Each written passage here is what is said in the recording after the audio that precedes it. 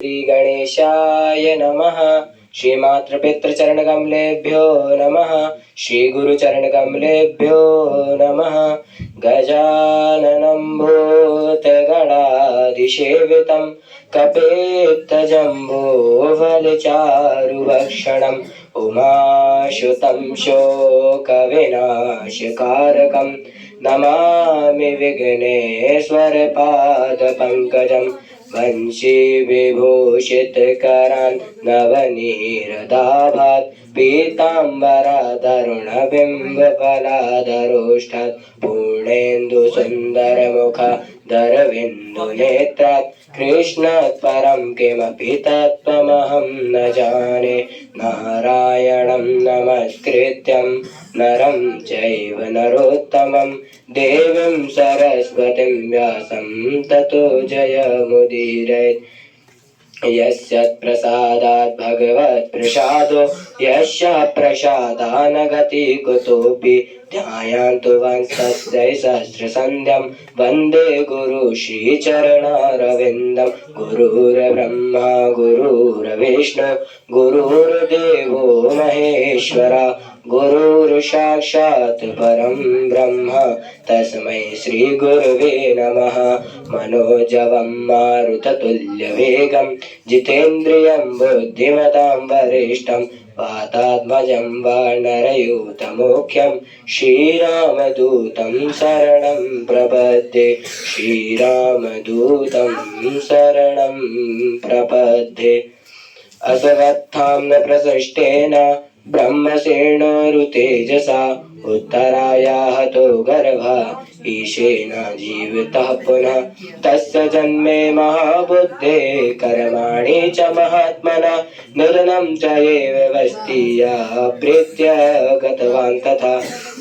श्री शौनक जी श्री सूत जी से पूछते हैं, अश्वत्थामा के ब्रह्म अस्त्र से जो उत्तरा का गर्भ नष्ट हो गया था और भगवान ने जिसे पुनः जीवित किया था, उस परम बुद्धिमान महाराज परीक्षित के जन्म कर्म और किस प्रकार उन्हें मोक्ष की प्राप्ति हुई, यह कथा सुनाइए। श्री सूत जी शौनक जी से कहते हैं, माता उत्तरा के गर्भ में ब्रह्म अस्त्र से जलते हुए शिशु ने जिस पुरुष का दर्शन किया था वह अंगूठे के बराबर था, बड़ा ही सुंदर श्यामल वर्ण था, जिनके सिर पर सोने का मुकुट, शरीर में बिजली के समान चमकता हुआ पीताम्बर था, विशाल चार भुजाएं थीं, अपने हाथ में गदा लिए हुए उसे बारंबार घुमा रहे थे और उस शिशु के चारों ओर घूम रहे थे। जैसे सूर्य अंधेरे को नष्ट कर देता है, उसी प्रकार ब्रह्मास्त्र के तेज को नष्ट कर भगवान श्री कृष्ण अंतर ध्यान हो गए। जब उत्तम समय आया, ग्रह नक्षत्र अनुकूल हुए, तब महाराज पांडु के वंश को धारण करने वाले उस बालक का जन्म हुआ। वह जिस किसी के हाथ में जाता उसे गौर से देखता। गर्भ में जिस पुरुष का दर्शन किया था, कहीं ये वो तो नहीं। इस प्रकार परीक्षण करने के कारण उसका नाम परीक्षित हुआ। परीक्षा इति परीक्षितः। विष्णुना श्री कृष्णेन राता परीक्षता इति विष्णुरातः। गर्भ में भगवान श्री कृष्ण की रक्षा की, इसलिए उसका दूसरा नाम विष्णुरात हुआ। इनके जन्म से धर्मराज युधिष्ठिर प्रसन्न हो गए। उन्होंने ब्राह्मणों को बहुत सा दान दिए। ज्योतिष ब्राह्मणों ने कहा, महाराज आपका यह पौत्र दशरथ नंदन भगवान श्री राम की तरह भक्त और सत्य प्रतिज्ञा वाला होगा।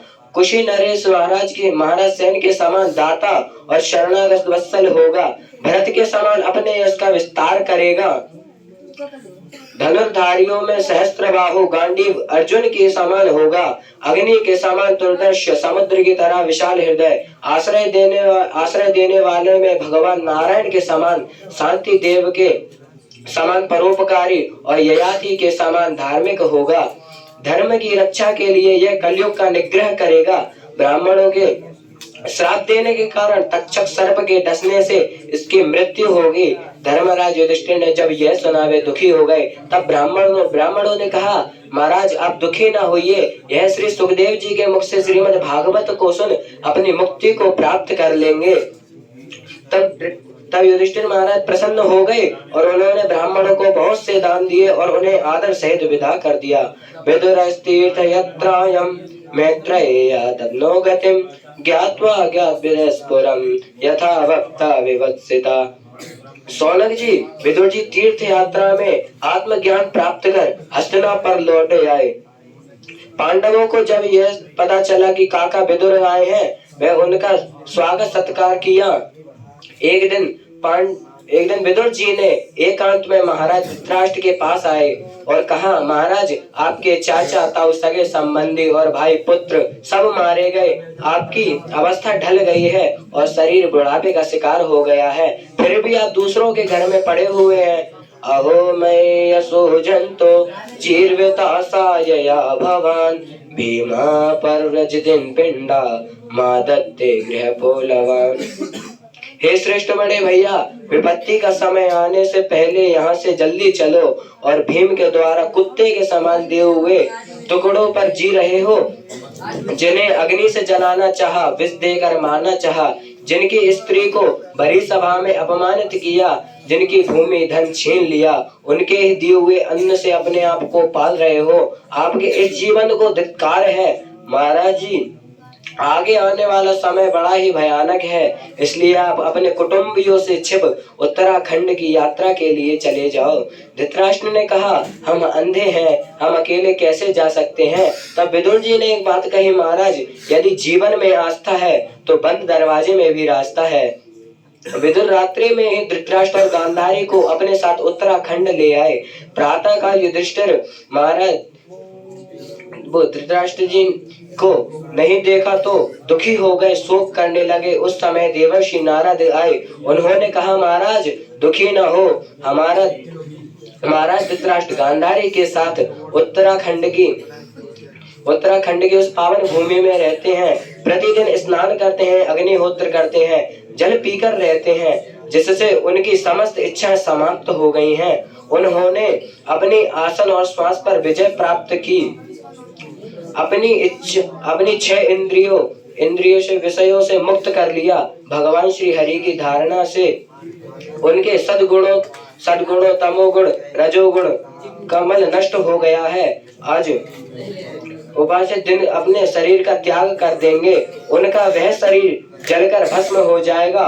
उनका जलता हुआ शरीर देख माता गांधारी सती हो जाएंगी। महाराज धृतराष्ट्र के मोक्ष को देख विदुर जी प्रसन्न हो जाएंगे और तीर्थ यात्रा के लिए निकल जाएंगे। ऐसा कह देवर्षि नारद वहां से चले गए और धर्मराज युधिष्ठिर जी का शोक नष्ट हो गया। बोलिए देवर्षि नारद भगवान की।